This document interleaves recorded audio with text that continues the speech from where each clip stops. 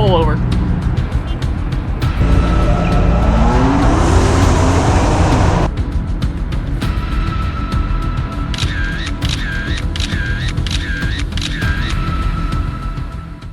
So this whole thing actually happened a few months ago, all the way back in August the 30th, I believe, when we were doing our yearly McLaren shoot. Alright, so I hate that I have to interrupt in the middle of this, but we did just get the verdict on it. Somehow the person only received an OVI and driving over the center lane. She was not guilty of public intoxication or a hit and run somehow with the proof on tape.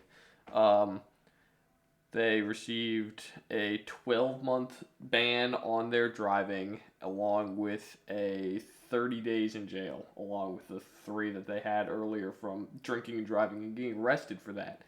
So how they were not arrested for hit and run, I no idea, and then also nothing about public intoxication. So back to the story. We had everybody meet up at the shop. Everything was going extremely well. We drove to our first location. Everything was going great. We were getting our rollers, kind of talked a little bit there, grouped up. Everybody got gas, and we were all getting ready to go onto the highway to cruise to our final spot. Now, prior to us actually starting to drive to our second location, at the first location, somebody made a joke, and that joke being, oh no, we're going to break the McLaren, as we almost brushed past and hit one of the mirrors off of the 720, which I believe was the blue and orange accent one. Now at the time it was a haha harmless joke, which unfortunately turned into a omen of bad luck for the future. That future being the absolute decimation of one of the McLarens during the shoot. Now while I say decimation, luckily everyone was okay. But the story's crazy, and that's what I'm going to get into. So as we started driving from our second location at the gas station onto the highway, we were all lined up 12 cars deep. We have all these McLarens, a couple millions of dollars worth of cars lined up down the turn ramp to get onto the on-ramp. Now, if you ever expect anything to go wrong during a video shoot or anything of that nature, it is not during that time. It is during when everyone is driving, maybe trying to get a shot, and someone does something that they shouldn't do. In this case, we were all perfectly lined up, everything was legal, and then we see this car turn to merge in front of us. This car pulls in front of us, it's going the other direction, it's getting off the highway. Pulls in front of us, gets really close to our camera car, Nick's camera car. Almost hits the front of us. So he is unpleased, of course. He honks and yells at her. We have the angle from the front and the side of that. You can see her almost hitting us. She's got no idea what's going on. Now, unfortunately, the best case scenario there would have been if she hit the camera car. Now, I hate to say it this way, but unfortunately, she did not hit us. She did hit one of the McLarens. As she was driving down, she swerved to the left, which led her to driving up the rear left of one of the McLarens. Unfortunately, that being the most modified custom McLaren there with over 1,000 horsepower, fastest 570 in the world, shooting to run 9-second quarter miles. Now you can see in that video when the car does kick out to the side, you can also see the 600 LT duck off to the side so that it doesn't get hit by the rear quarter popping into its lane. Miraculously, she did not hit any other car on the road, which is mind-blowing. It was just that one car, and she left. She just left, didn't stop, didn't do anything, and was just gone. Now at that time, we're all stunned, absolutely mind-blown at what just happened. Everyone's wondering, is this guy okay? What's going on? Everyone's kind of freaking out a little bit. Our light turns green, so we're forced to turn onto the on-ramp. That leads us to all of us, all 11 functioning McLarens at that time, plus our camera car, pulling over onto the right side of that on-ramp, which I'm sure probably didn't help traffic, and the cops were probably not the most pleased with us. So like I said, after that car hit the McLaren, the driver just left, just took off, didn't stop, didn't do anything, just kept on driving. Luckily, one of the McLaren owners was thinking fast, got an opening, flipped a U-turn, and took off after her. took off after to go essentially do a citizen's pullover arrest thing because they just did a hit and run. We don't know what's going on. We are stopping this person and figuring out what's going on. So at this point, everyone is in a panic mode. It's going terrible. Everyone's freaking out a little bit at least. We all stop, get out of our car, start heading over to the McLaren that got hit, make sure he's all okay, see what the damage is, and assess everything, not knowing where that other car went. I get a call from the owner of the White 12C saying, I have this person pulled over maybe 2 streets down at some grocery store parking lot. This person tried to run and hide in a parking lot from what it seemed like from our point of view and from what everybody else kind of saw. So I have him on the phone and I hear him yell out the window at the driver, hey, pull over, you hit someone. Now, this person apparently had no idea what was going on. They were completely oblivious to everything, and I'll get more into that with the police report that we have. But now we know that she is pulled over, and we have the license plate, the car, the everything. The cops are called. They are going to get her at that exact moment. Now, we're talking to the owner of the 570. Luckily, he is okay physically, which is the most grateful part of that. The car, from what we saw, we do not have video of that. We were busy dealing with other things at that time, but from the pictures you can see it was pretty bad.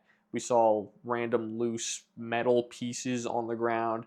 Looked like lower control arm was busted. There was fluid everywhere. Now, from what I remember hearing damage-wise, it was a lot of suspension components along with a rear radiator, and then of course that quarter panel that was absolutely almost destroyed entirely when the person drove up and on top of him. Now, as for that 570, the current status of it that we know is that it is currently being rebuilt and will be back hopefully next year, but body shop is going to be the real determining factor on that from my understanding.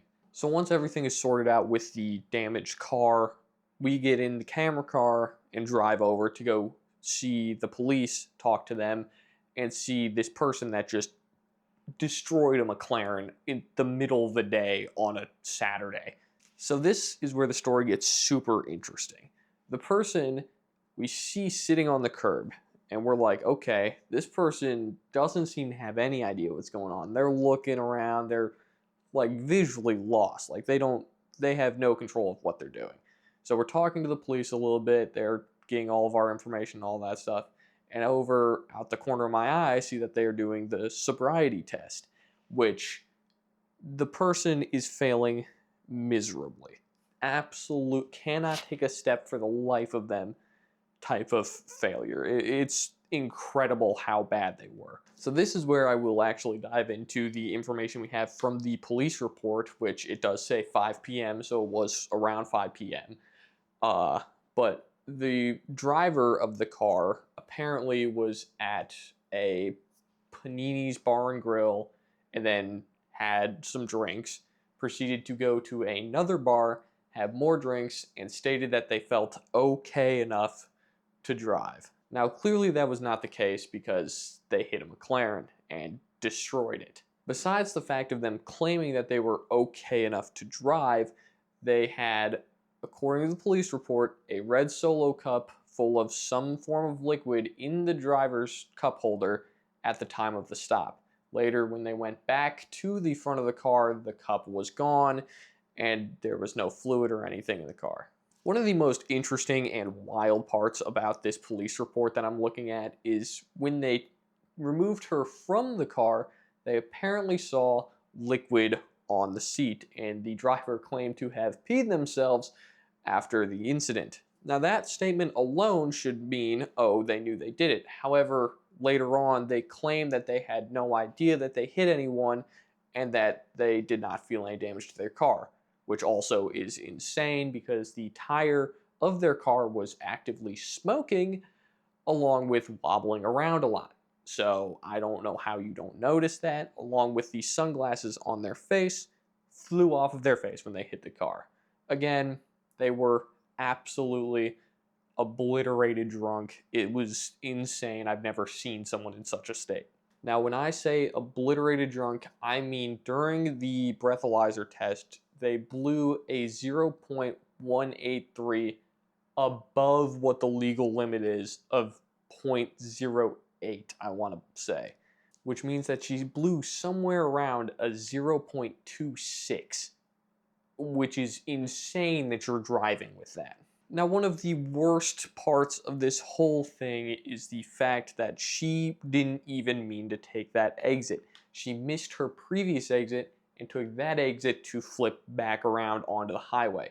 If she were to be sober enough to have seen that exit and taken it, this incident never would have happened. Now, the main purpose I wanted to make this video is to say, please do not drink and drive. Call a friend, call an Uber. It is significantly better than the outcome of hitting a McLaren while driving drunk and getting a DUI, DVI, going to jail, hit and run, all of the above. It's not worth it. It will ruin your life. This person is in a lot of trouble now. Now, of course, for this video, I've blurred their face. I've not said their name or any of that because I do not want some dumb defamation suit coming after me for just stating the facts of public information, by the way. You can look up this news article along with the police report and everything and just have it. So if you want to do that, go ahead and look up McLaren run over by drunk driver or something like that, and you should get the information. Now, yes, it was an incredibly unfortunate series of events that day, but thank you so much to all the McLaren people who kind of understood the situation, that we had zero control over that. I'm glad everyone was physically okay, somehow didn't hit a whole line of cars, or at least like 2 or 3 of them, but overall, I mean, the people who were there were great. I mean, no one was super mad. No one came at us for it, which I'm glad. I did feel partially responsible because it was my event. And when you host an event, the worst outcome possible is a car getting damaged or someone getting hurt. And that happened. So it kind of goes to show that you can't always plan for everything, even if you try. Now, hopefully this person learns a lesson here of some sort and doesn't go do this again, but some people don't care, don't learn, and are dumb. So thank you for watching. I appreciate everyone for kind of staying tuned and watching this. More videos will come out kind of like this, kind of story time videos of stuff that we haven't talked about in the past. There are some more McLaren video incidents that I could talk about as well, including police and all of that. So thank you all for watching. Please stay safe out there and stay sober.